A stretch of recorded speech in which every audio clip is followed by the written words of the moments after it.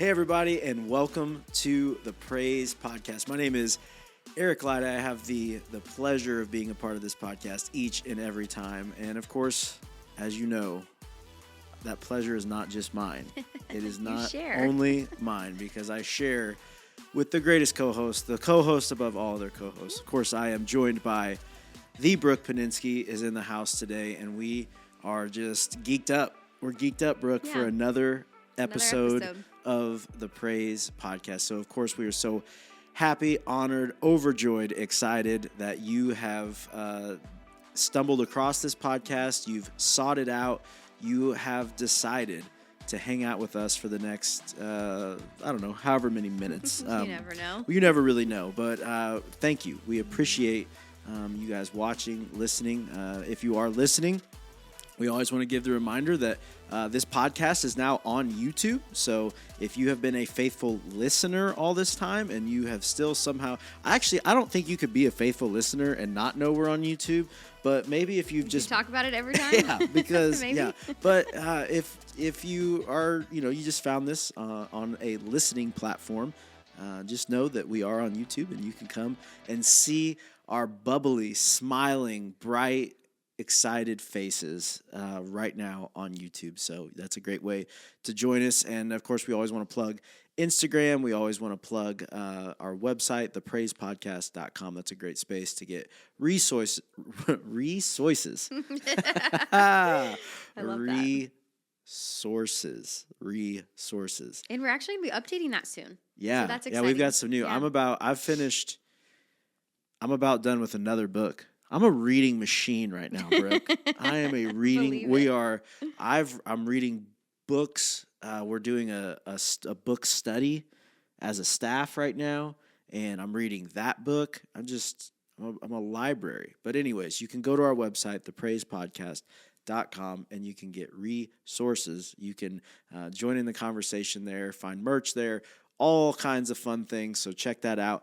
And that's kind of where you can stay connected with us. And we're going to talk about evangelism today, a big, fun, churchy word called evangelism. And so you're going to want to stick around for that part of our conversation.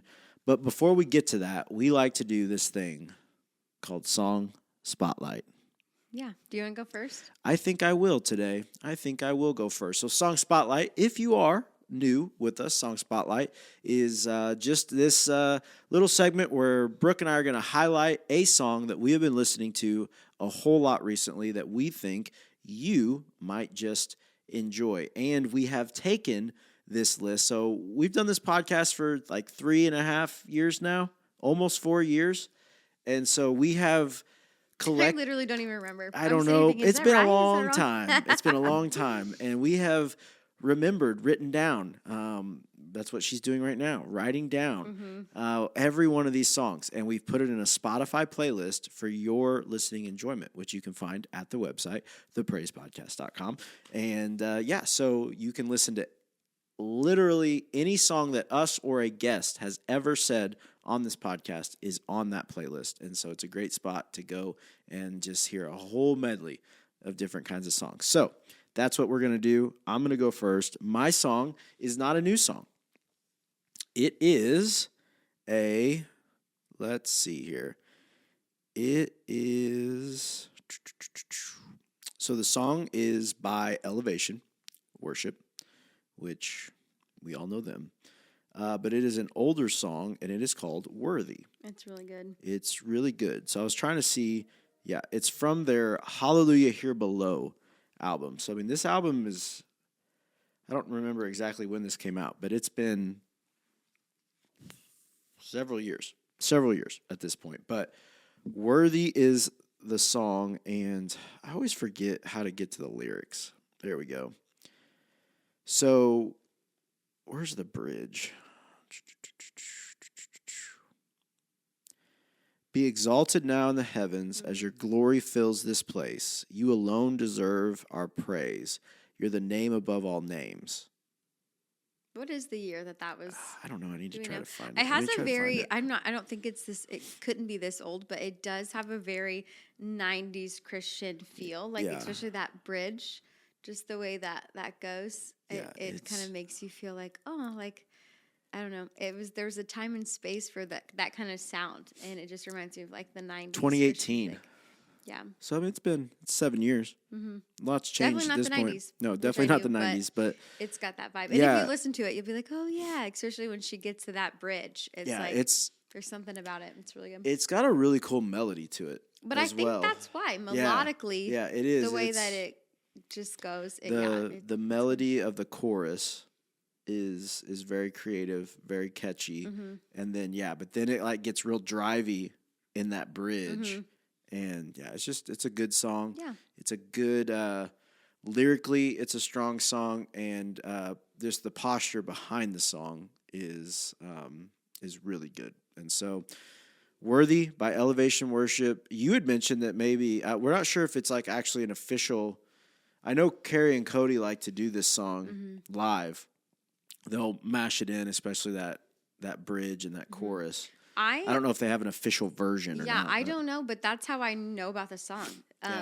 It was like a reel, and I don't know even who posted it, but it was just like Cody was leading it, and it was just, I was like, that's really good. But then I heard it, and it was so good. But then I went to the OG version. I was like, doesn't hit the same, but it's still very good. That's your Carey bias showing. Well, it was Cody. Well, it wasn't even, I mean, we're faithful, I guess, but it was just, and it's a female song, so then I feel like a lot of like male vocalists tend to just like not touch those, you know, and I feel like it's not strange for obviously like females, like altos like myself, like we can take a Cody song like nobody's business. It's just you're always coming in on my territory. Oh yeah, okay, yeah, whatever. But we did like, but I think there was one song that I thought Nate Carter would lead really well that we've done.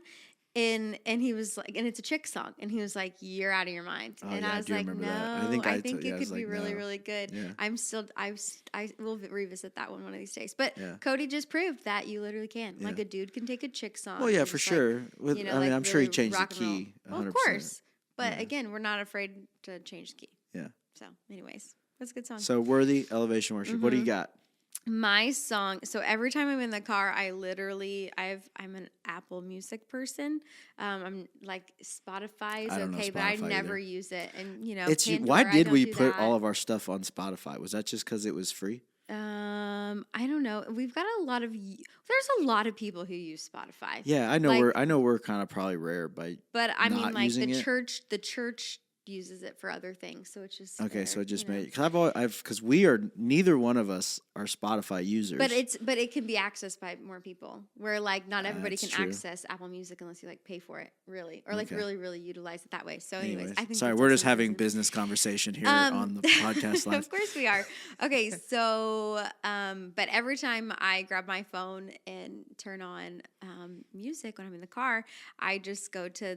It's really just like the homepage because it's just right there. But it's Eden. It's just so good. Yeah, Belonging Co. is they're out. I'm trying not to use all of those songs on mine, but you know what? That would just they need the fruit of that. I agree. You know what I mean? We're gonna use them if they're good, and they are good. So, anyways, my song is from the Eden album from Belonging Company, and it is Had It Not Been, and it was just so good. And you know what? I honestly might even, as we get talking this and to the topic that we have today about evangelism, there's a story that I'll share that's just like personal, like something that I just had to walk through. And I'll come back. I think I will. I think why not?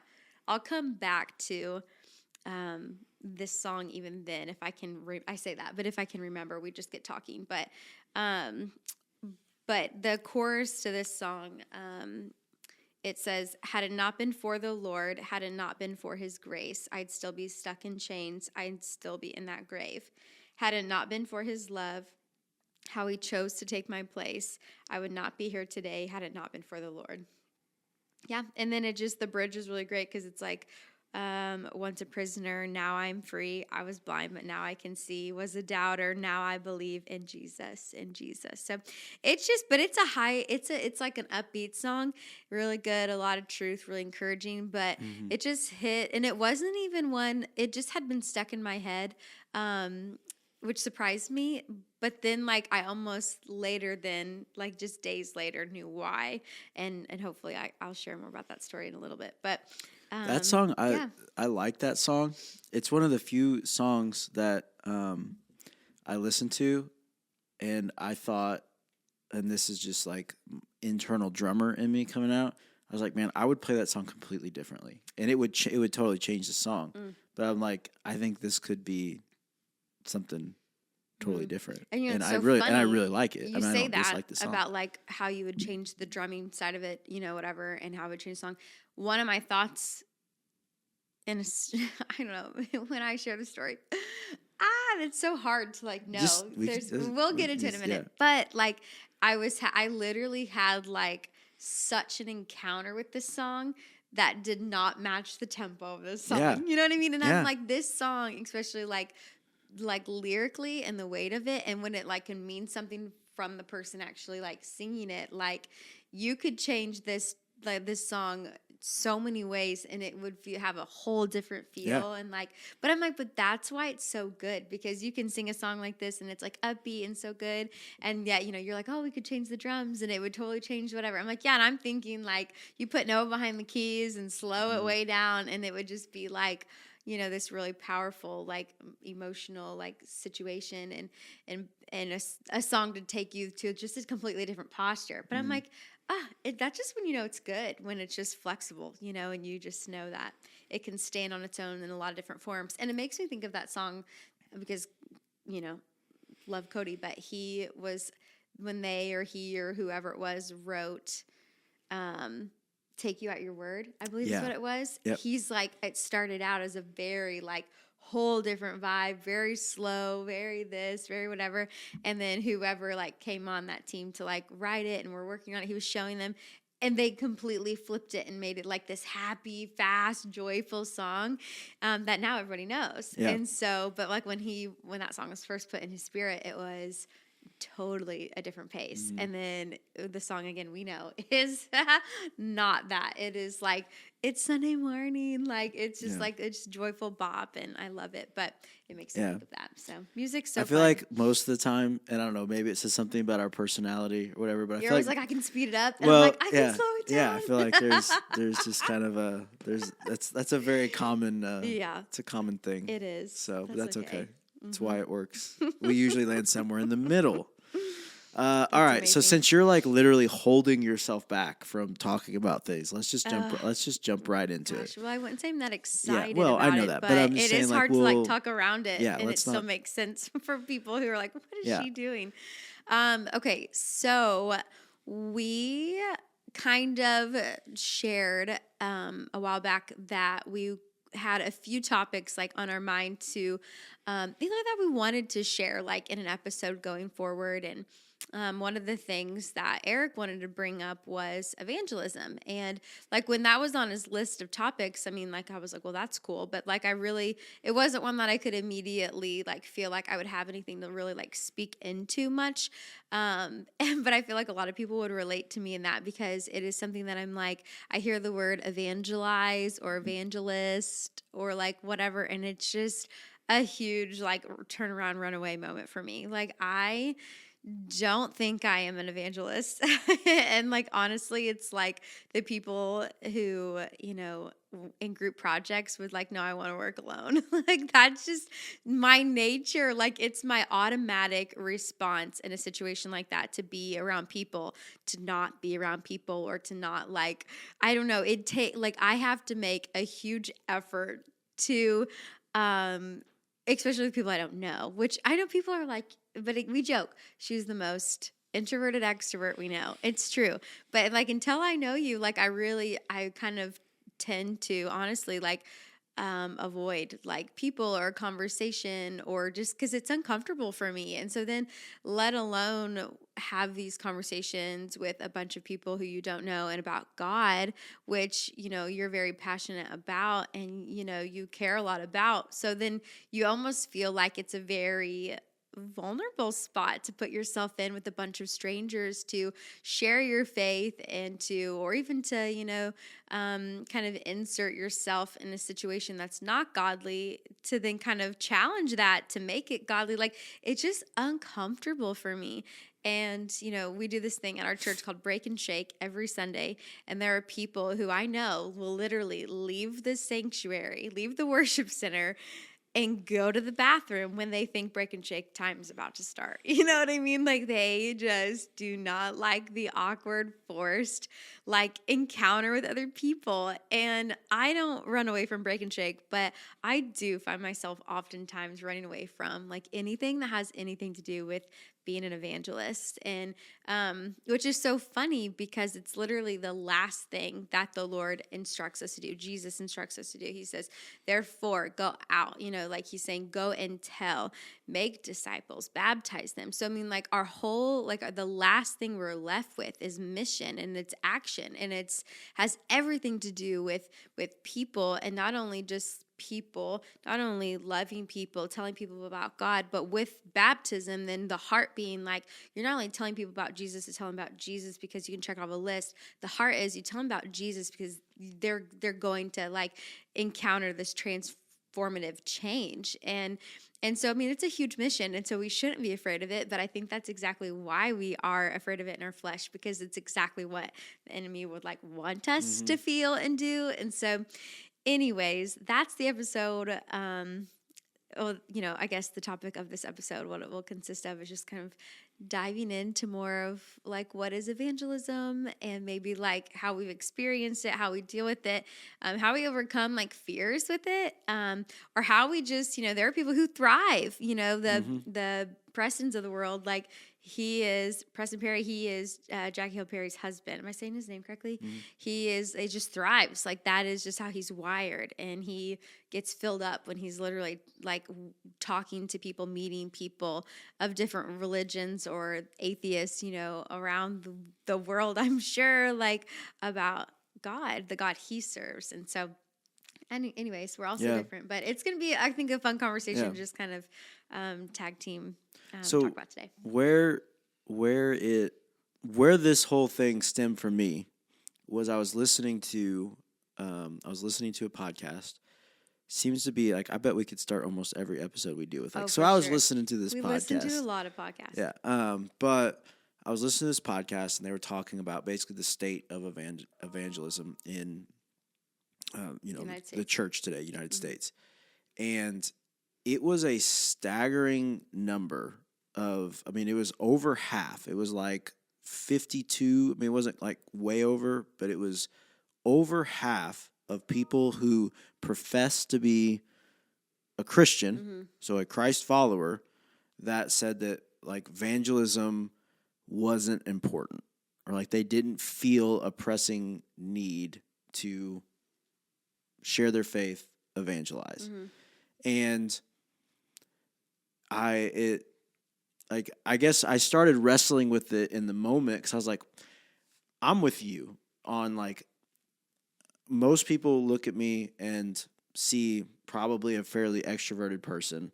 I'm really not that way, especially very same of, if I don't know you, I'm very hesitant around you until I know you. And I don't let just tons of people in until I feel very comfortable. And I'm fine around people, but, like, I'm not the person that's just going to go, like, seek out a bunch of people to start talking and shaking hands. It's just not, like, if I know you, I will gladly go up and talk, but, like, if I don't know you, I'm not, like, the networking guy at a party that wants to go around and meet everybody. That's just not my personality. And so when I heard that stat, I got thinking, I was like, because naturally for me, in the same way of, like, I'm not great at it. Like, I wouldn't call myself I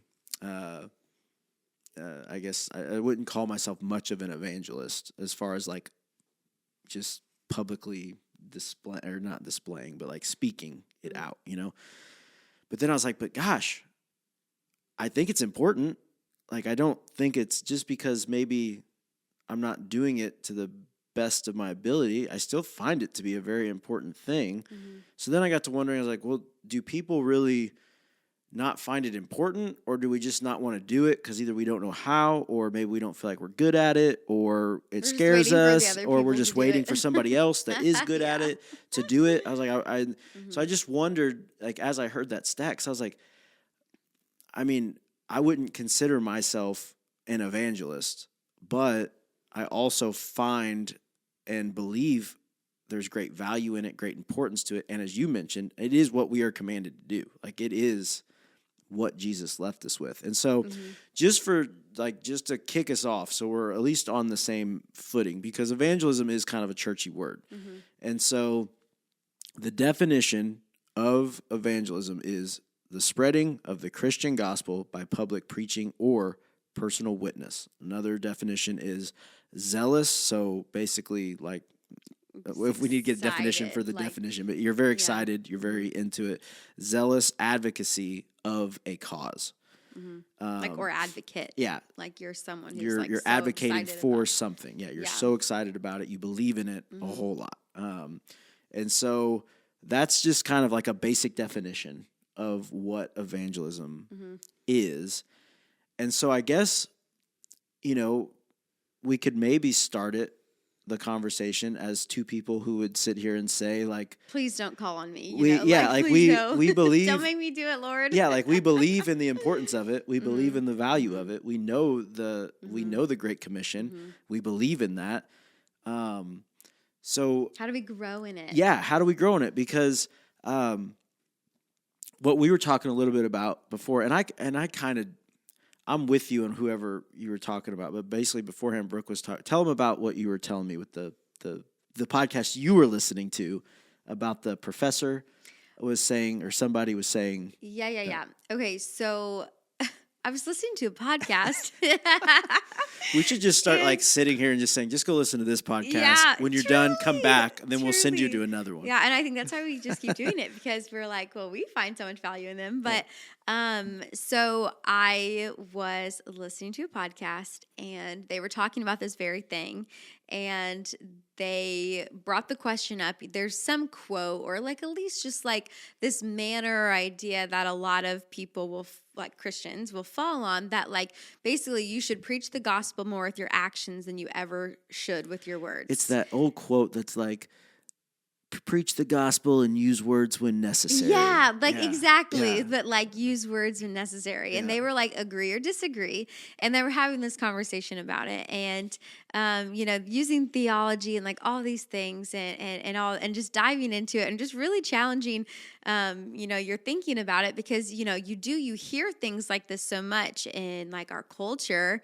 And so then you're just like, oh yeah, that's true. And like, oh yeah, that makes sense. So like, check, it sounds good. Like, I believe it. And then sometimes people go in and challenge you to be like, well, like, is that really biblical though? Like, is that good theology? And like, that's my whole thing in this season in my walk now with the Lord that I'm on, is just like really challenging myself of things that I believe about God or Christianity or whatever, or hear about it or whatever. Like, is it true? And God, like, is this accurate according to you? Like, is it good theology, or do you need to reshape something in my mind and heart and belief about you or about these things? So that's exactly what this, conversation was doing. And he basically was saying like how the idea of that is good, but basically he's like, but I disagree. He's like, evangelism is using your words. It's one thing to just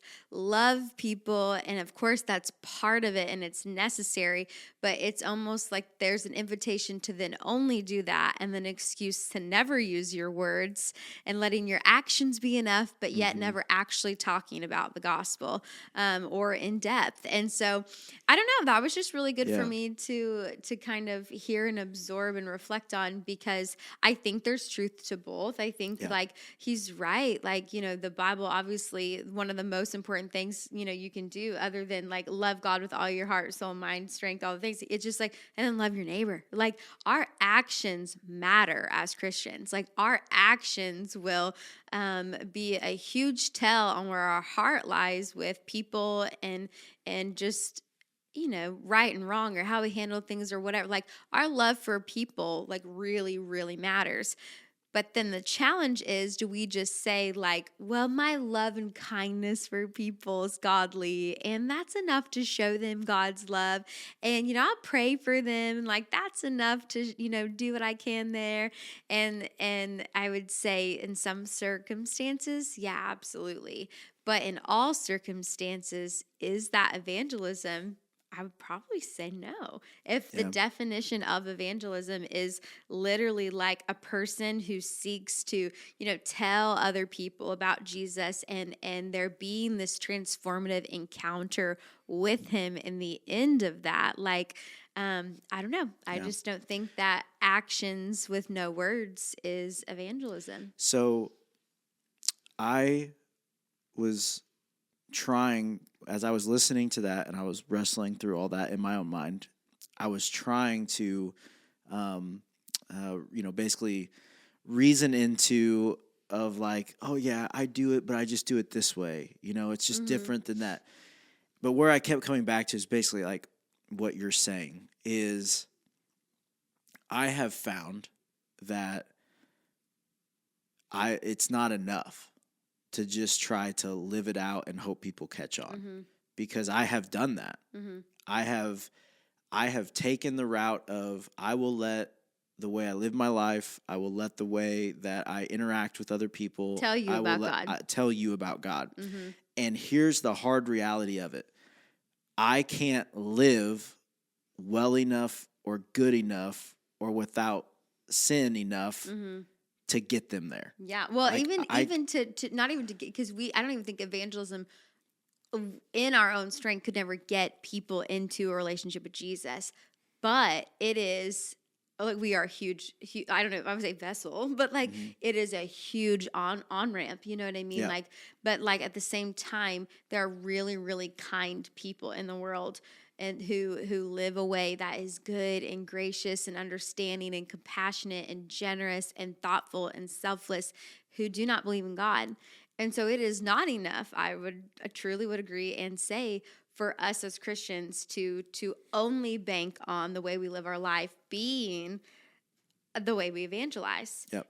And I think there is a manner in which we walk with the Lord and we discern with him in conversations when people are ready, like we're planting the seeds and we're partnering with the Lord and we're, use me, Lord, how you see fit. And different people need different things in different seasons. And so, sometimes maybe like what the Lord might call me to say to someone else is going to be a little less straightforward maybe than like another person I come alongside with, and he just opens the door to really get after it because that person might just be more hungry than the other or more receptive or more, the Lord only knows where these people are, like, and how he can use us to best, encourage them and enlighten them and share with them the gospel. And so that's another thing I think about. Like my approach might need to be different, with depending on who I'm around, depending on my pre-existing relationship with this person, or if they're a total stranger. I have to share this too. We do this thing called Staff Chapel. It's the first Tuesday of every month, and all of the staff come together, and we have lunch together. We sing a few songs, and then we hear a devotional. And we had one of our friends come, and they started watching Central Online. Him and his wife. Their names are Tim and Kit, and they started watching Central on TV, I think maybe WSIL or something, I don't know. And then finally got to the building. They live far away, so, it was a trek to get here. It's a drive. And so then they were invested in the Mount Vernon campus, lost their mind knowing we were going to Carbondale because it's a lot closer for them and like their home. And so they were part of our like predominant like leadership team in launching this brand new campus. So like there's a lot of trust there. They love God. They're established in our church family, like just all of these things. And so, he was was trusted to come in and pour into us and speak to us, whatever. And so you just sit with these people that you love, know, and trust, and who get ministry and who love God, and you're just like pouring it on it. And Tim is like the most outgoing in my mind, like not intimidated to speak to people. Like, you know, like he's just like, I don't know, a golden retriever in the room. Like he's always like happy and joyful, and like he will like destroying things. Carey, and I'm just kidding. That's what my golden retriever does. No, your golden retriever does. Sorry, not I'm a little. Tim. That was a trigger point for me. Tim's a good. He's a good boy. Retriever, but he sees people in the room and he's like, oh, I'm gonna go love on them today, you know, and he'll just like go on over there and just talk to them and love on them, and just like and in his personality, it's like a natural thing for him to go and be like, so do you know God? Like, what is your relationship with Jesus like? Like, what's the background of your faith? Like, he's someone who would ask those questions, because it's like, hey, what's your name? Where you're from? Like, oh, do you know God? Are you a Christian? And like for us, I'm like, I almost come to that conclusion about someone after knowing them for a while, you know, if they are or not. But I say all that to say they were talking about their experience at this conference that they went to a while back. And I guess not several, but the people who accompanied him were people on our staff and for our Carbondale team. And they went to this conference, and one of the challenges was literally they got on this van, on this bus, whatever. They left the church campus as part of the activity. They went out into the public to literally just straight up the goal being like, we're going to evangelize today, and we're going to just ask people if they know God. And if they don't, we're going to tell them about God. And then we're going to just see what the Lord does when we tell them about God. And so then you have someone like Tim, who is just like so excited about that. And immediately when I heard it, I'm like, I would have gotten off that bus. Yeah, I would have went. You know, I would have been so intimidated to go and do that. Yeah. But you know, what's so wild is it's like they came back with just powerful testimony. They were emotionally moved by God and the powerful encounters they had with strangers in Texas, like just simply asking them a question, you know, and then like thinking like, if you were to die today, do you know for certain? Do you know for sure that you would be in heaven with Jesus? And that's how like they literally would start these conversations. And I'm thinking like, that's pretty bold. Like, I don't even know how I would respond if someone just came up. I'm a Christian. I'm going to heaven. I'm going to see Jesus one day. And if someone came up and asked me that, I'd be like, oh, who are you? You know, like I would be like, wait, what?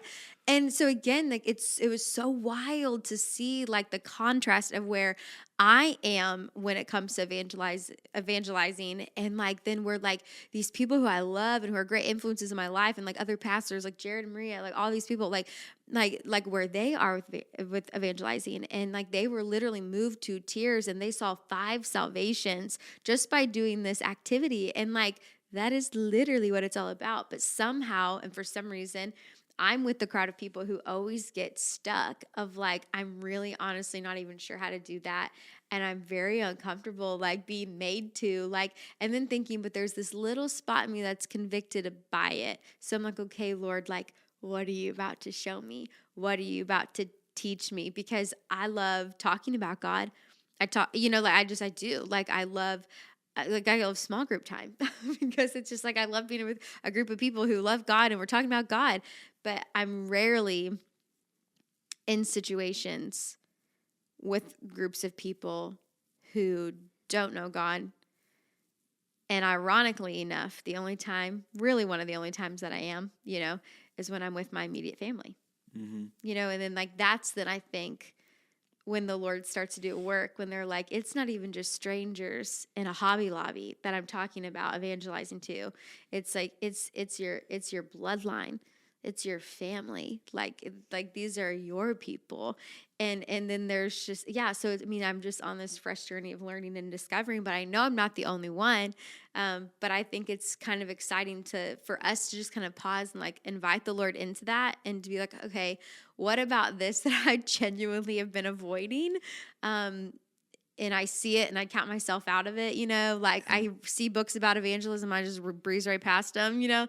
What about this now, Lord? Do you want to develop in me? And like, that's, I think, where we kind of are. Yeah. And the crazy truth, or not necessarily truth, I guess reality behind a lot of it is a lot of times it would feel easier to go up to the stranger and have that conversation than the immediate family, you know, and to dive into that. And obviously there's a lot more known layers going into that conversation than is for somebody you have no idea who they are. But yeah, I think that is where I was left with this thought, was not a bad conviction, but just a conviction behind it of it's not enough to just let it all come to you and play out. Like, yes, those things are going to happen. And yes, sometimes conversations will naturally come about and things will naturally happen and you get to have that conversation. But I am surrounded by plenty of people, both friends and family, that, you know, you say, like I would say, like, I greatly care about them.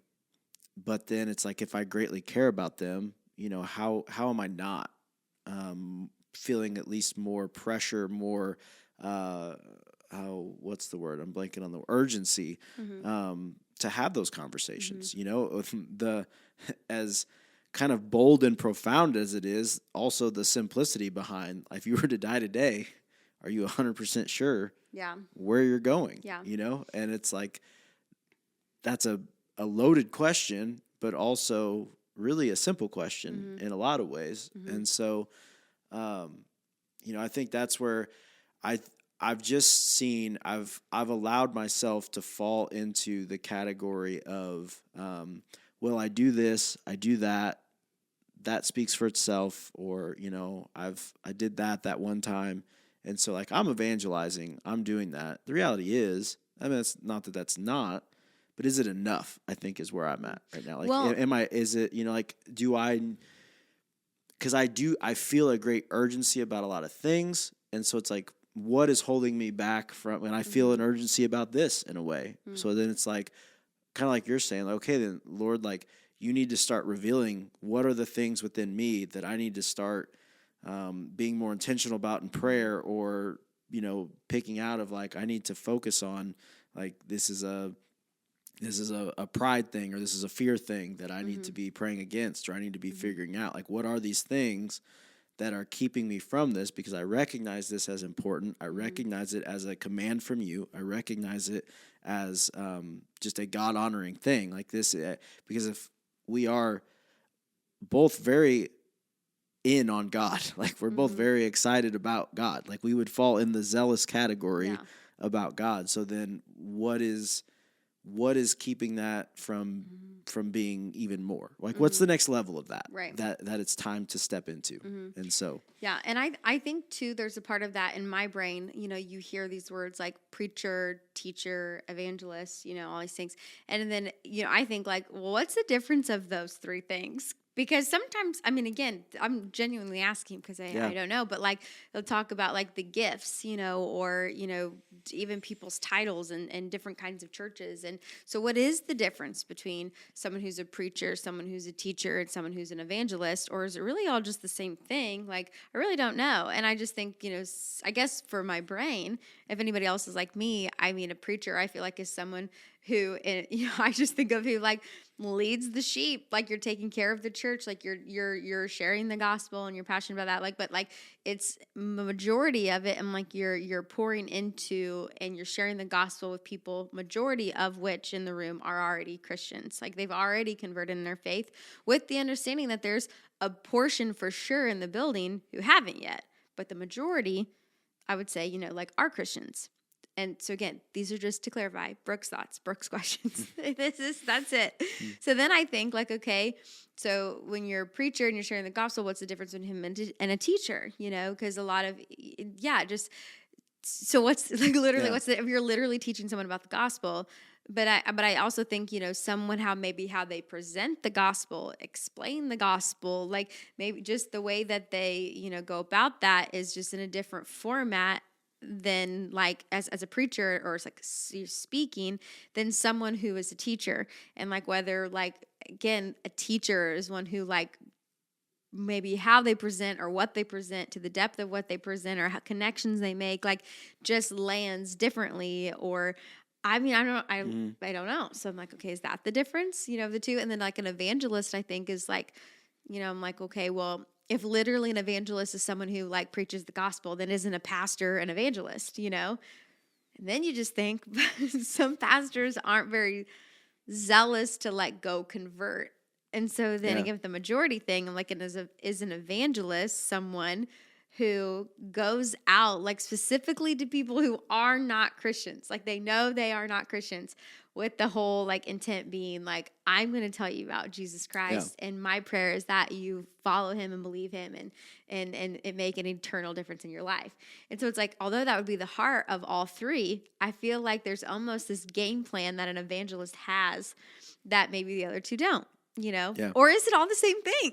I don't know. Someone answer this question for me. I need to call Steve Smith. Like I need to do something, but these are just questions that, just never had to sit and ask myself before. Yeah. No, and I mean, I think there's a lot to that. And I think that like, I also don't think though, cause like you mentioned, like we do all have our certain giftings, and like, I know that, just because I feel an urgency or a need to, think with a more evangelistic mindset and heart, that doesn't mean I need to head to the courthouse square and start just preaching. You know what I mean? Because that may not be what my gifting is, but I can be more aware of when I am in those moments with friends, with family, with people sitting, you're in those random conversations with the server at, dinner where things pop up, or, I think it's almost just it's a mindset where, your vision almost changes to like, how do I see people, and what am I really like? Am I looking for, what opportunities are you looking for? Like we'll pray for opportunities to do this or that. And so it's like, am I open? And do I have my eyes open to see the opportunities? And then when I see them, am I ready and willing to step into those and to speak and to share? And I think that answers your first like the question you just asked. Yeah. Well, didn't you ask like, how do I go deeper? Yeah. And I feel like that would be like the first step we could take, is just like being prayerful to be like, what about evangelizing? Do I just like, am I afraid of, and asking God, like, like grow me in this, show me this. Like if there's something in this area of me that you want to prune and change and develop, like let's rock and roll, and do that and just go on that journey with the Lord.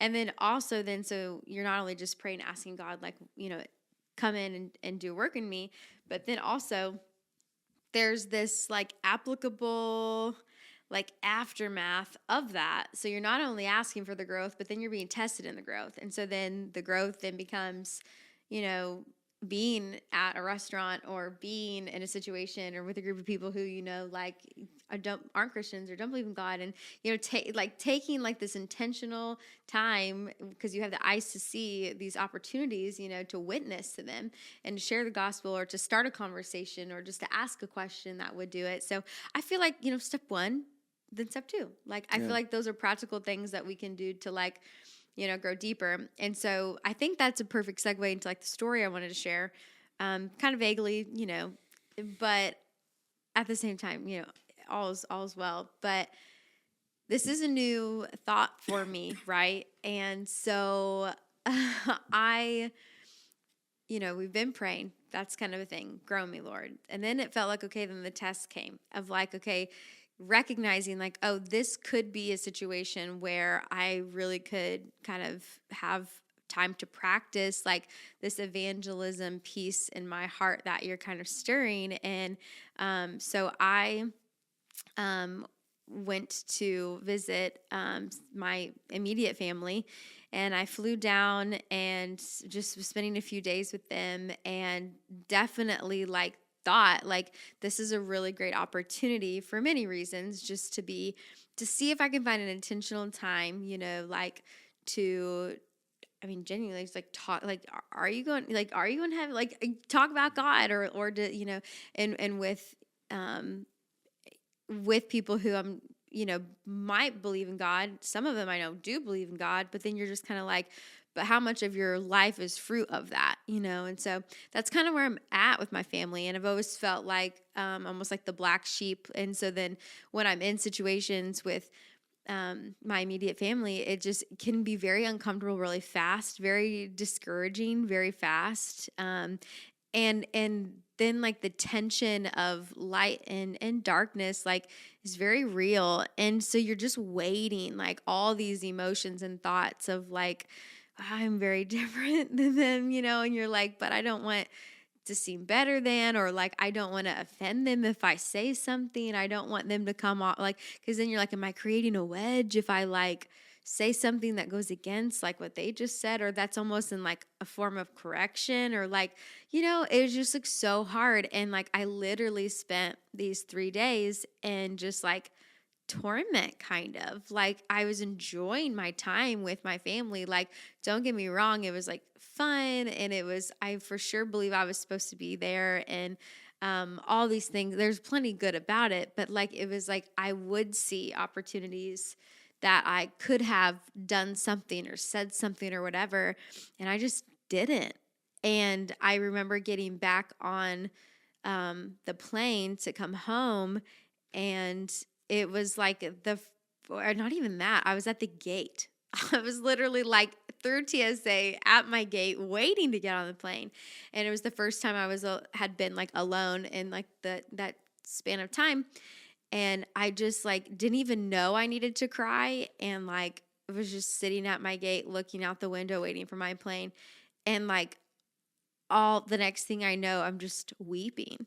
And I'm early, so there aren't too many people around. And I was like, wow, thank you, Lord. Like, this is kind of embarrassing. But then it was just a moment of like the weight of it, like the weight of, just, I think for the first time in a long time, being in a situation with my family that I wanted to be intentional about, sharing about the gospel, or talking about the Lord, or encouraging, or even challenging, or even just being okay, being different than them. And like, I don't know, I feel like I'm so used to it. I just expect it. I just am in and out, and I don't think about it. And it's just the first time maybe ever, if not in a very long time, that I felt the weight of it, the weight of the tension, and the weight of maybe this responsibility to evangelize that I've never felt. And so, yeah, it was super emotional. But and then I remember, getting on the plane, and this book that I was reading. Well, and we'll talk about it later, but it's called Your Story Has a Villain, and it's for sure going on the website for our next recommendation. Like, it's one of our favorites, and we, I've been listening to the sermon series from the pastor that goes along with this book, and it's all about spiritual warfare. And here I am, like 100 pages in on the plane, and it's just so much of it is literally my real life, real time situation with what I'm walking through. And, so then I'm off the plane, and then I get to the car, and the first song that comes on when I start is Had It Not Been. And, reading those lyrics and singing those lyrics, still just feeling the weight of what my last few days had been through, feeling like I had failed because I had opportunities. I saw the opportunities, and I still did not like take them or even feel confident in to know how. And I'm listening to this upbeat song by Belonging Company called Had It Not Been, and I'm just weeping, but of gratitude though, for God, like, because I felt like if it had not been for you, God, like that would be like me, like that would be I'm just comparing myself, the freedom that I feel like I have, the gratitude of salvation that I carry, the hope that I have, the gifts, that the relationship, the Holy Spirit, like all these things that I have because of God. And it was just like, if it had not been for you, I would be exactly where everyone else in my family is. And it was just this weird, undescribable, like weighty gratitude that I had on the car ride home, that I was just so thankful for. But again, because that became, it's just my real life, it just was like, all right, let's talk about it on the podcast. Like, evangelism is an important thing, and we've got to figure out a way to grow in it, even when it's uncomfortable for us, because, honestly, for a lot of reasons. But yeah. I've been talking for a long time. It's your turn. Tag. No, just because I had just sat in that airport gate or whatever that you had been into, I was just I was picturing you in that gate, and I was like, it's like a movie scene. It really was. Yeah, a pretty drama. She's dramatic. No, I had my blueberry iced coffee from Dunkin' Donuts in one hand, and like just had a Dunkin' Donut napkin in the other. And I was like hiding behind like my hair, like looking down at the floor, like also just, on my phone or whatever. And like just tears. Don't feel sorry for me. We're fine. But like just teardrops would just like hit the floor. And like I wasn't even like, when you're crying and you're like heavily breathing, you're like, like that's laughing. Yeah. Like that's a different kind of hysterical there. Yeah. But you know what I mean? Yeah. Like when you're heavy, like when you're weeping, you're just like your back's like people can tell like your back's moving, you're breathing funny, you're snotty, whatever. Yeah. And I was just completely still, completely still and could not see because of the tears. And they were just like wailing from my eyes. And it was just such a deep, I think my spirit was crying is really what it was. But I mean, the Lord and I had a moment we needed to have. And I will say, about that though, is community really matters in your walk with Jesus because, I had that this Saturday and had that weight going into a Sunday. Here we are charged to lead worship and, show up and do all the things. And I was singing and whatever, but still had this like weird, lingering feeling in my spirit. And Mama Hope was on praise team that weekend. And, we kind of got to talking about it.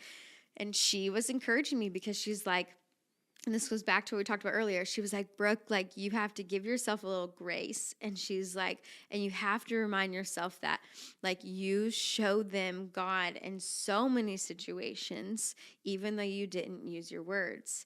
And so then again, I have that for Mama Hope in my brain. And then, here's this podcast literally like calling that out and challenging that thought. And then it's like, but that's where I land where I land on it, because it's just like, is it good to be godly with your actions? 1,000%. And can people see and experience God and know there's something different about you because of the Holy Spirit, even if they have no idea who the Holy Spirit is? Absolutely, they can tell.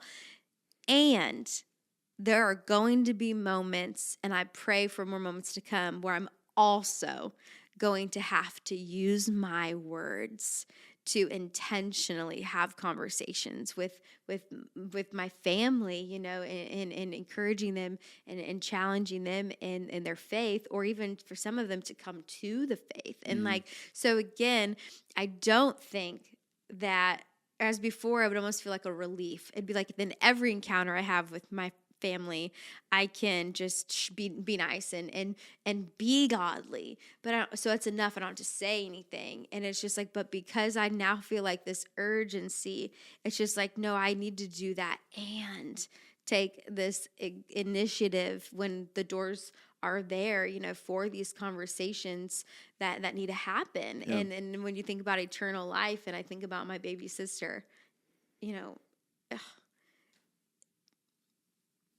it's just like you have to talk about it.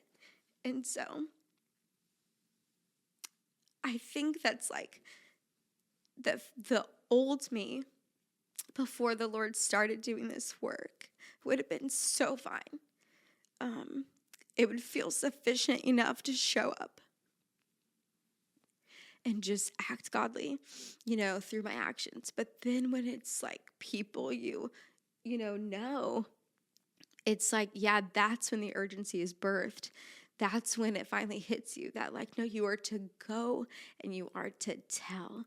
And then like, I feel like that, and to accompany that also like with strangers, like you will, I truly believe the Lord will develop that same kind of compassion on these people who don't know God, that then I'm thinking, oh, well, like, let me lay down myself for a second and pick up my cross, because this is very uncomfortable for me.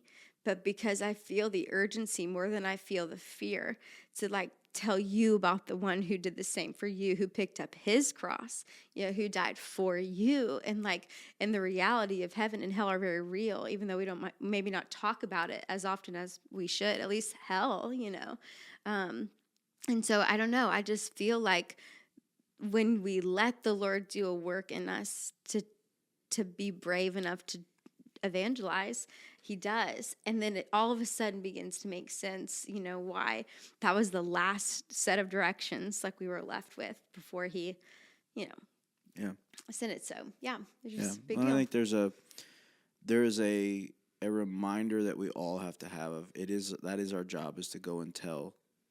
But at the end of the day, he is the one that will do the work, and on that front. And I think sometimes we put so much pressure on ourselves to, whether we want to say it's an out or whether it's a real thing of, well, I don't know enough, or I'm not the right person to say it, or I'm not this or that. And that reality is the instruction was not go and have all the answers. It's just go and tell, and let him, do the work. And so that's something I've been trying to remind myself, as well. Just like, I don't, you don't have to have all of it figured out. You just need to go and tell. That's really good. And let him, and then let him do with that, with your let him do with your obedience what he was meant to do with it. Yeah. And I think too, I kind of alluded to it, but even what Hope spoken to me of like giving yourself grace, like when you're in situations and you feel like I did not take that opportunity, and like don't let the guilt of that like be all consuming. Like give yourself some grace and be patient with yourself and because God is patient with you. God is gracious towards you. So like be that way for yourself too. And literally like I remember praying and like telling the Lord, like, Lord, I'm sorry if that was like, if I disappointed you, or like, I'm sorry that like, I know you showed me exactly what to do and I disobeyed. Like, will you just, help me, all the things. And then I remember saying like, the next time I can just say anything about you, I'm going to. And we had been, when I was there, one of my sisters was looking for a new job and found one that could not be anymore for her. And she had an interview and she got a second interview, but it would have been like when I was back home. And so I had on my calendar to not only keep praying for her in that situation, but also to like just text her. And so she knew I remembered to, just check in and make sure she knew she was seen and all that. And so, I check in with her on Tuesday and she's like, I'll let you know, I'll be done around 4, so I'm like waiting, like, like, oh Lord, please let her get it, all these things. And she calls back and she gets the job and she's so excited. And I was like immediately, and that was just like, look what God has done. Like, and they used that opportunity to be like, we celebrated together, all these things. And everything out of my mouth was just like, oh my goodness, like, look how God is providing for you. Look how much he cares. Like, this could not have been any more from him. Like, what a gift, like, all these things. And she was like, yeah, like, I'm really excited, And so, but I'm like, again, even that is a seed, just to say his name and like how I praise, I'm meeting her excitement, and how I praise, I'm hoping, is kind of just like catches her attention, of like, who does the glory go to? I'm excited, but why? And because of who? And so, I mean, even just that little seed, I'm like, I told the Lord, I'm like, I'm going to take the next opportunity I get. And then 2 days later, I'm like, I've taken this opportunity. So I don't know, be gracious towards yourself. Yeah. And just like we were talking about with the book that we were reading there, I mean, like, too, the enemy will use that as like, to see you failed again, or see you can't do that, or, you're not good enough to do that, or oh, there you go again, and it's like, those are all little things that will plant. It's like, that's why the grace side is so important, because it is a, God, I'm sorry. Give me, give me another shot. And the next time, and then the next time comes and here you are, and so it's so just, it's that. So for the people, to summarize. Yeah, to summarize. So let's see if I can remember all of them. Yeah. First thing is, identify it in yourself. If you are anything like us and struggle in this, identify that in yourself and begin to pray and ask the Lord how he can grow you in this area. Second step would be to then use opportunity to have the eyes to be able to see and identify reason or ways in I don't know, situations where you can practice evangelizing to people, whether you know them or they are strangers in Walmart that you come across. So then the next thing we said was essentially, well, there was one before the grace one. Now I'm forgetting. I don't know. You have to replay it. But go back, so, yeah. All that to be said, give yourself grace. Yeah, but truly, give it a try and give yourself grace. Yeah. Oh, the one before that was trust God to be the one to ultimately do the transformational work in these people. And so you just be the vessel, and then through you, he does through his power. He's the one who makes these changes and meets these people. And you're just kind of this avenue, really for them to get to meet him by and through, I guess you could say. And then just keep doing it and keep practicing and go easy on yourself and keep learning about it. And just, I feel like those are I think my brain could leave this conversation with those quick little blurbs of how to, I don't know, try it out. Try it out. Well, okay. There's that. Thank you all for being with us. Thank you for listening. Of course, we'll remind you, you can always join in the conversation. So if there's anything, you've got questions or you've got thoughts, we want to hear them. And so you can always do that. You can email either of us, Eric at thepraisepodcast.com or Brooke at thepraisepodcast.com. Or you can always go to the website, thepraisepodcast.com, and you can join in the conversation there right on the homepage and send a question or comment or thought in. Or if you're watching on YouTube, you could put the comment right down below. Of course, we always want to encourage you, hit that like and subscribe button. That helps the podcast get seen by more people, as well as keeps you up to date in all the ways and all the hows that we release stuff on here. If you're listening, we always appreciate you doing that. You can always find the podcast on all major podcasting platforms. Go over to Instagram. You can hang with us on there, Praise Podcast. And other than that, that's pretty well all the ways to be all things Praise Podcast. So good conversation today. And hopefully this will spur some thoughts in you, spur some contemplation, some maybe challenge you. I know it's challenged us. So challenge you in your faith and in this thing that is evangelism. It doesn't have to be intimidating, doesn't have to be scary, and it's something we're called to do. So we would love to hear testimonies from how you went out, and whether it's friends, family, a stranger at Walmart, we would love to hear testimony of just how that went for you. And if you're a pro and this is a gift you have, will you email us some encouragement and tips and tricks to what we can use that on the streets? For sure. Yes, for sure. So we appreciate you guys joining us. As always, we love you. Let's be people in every day, every way that bring the praise. We'll see you next time.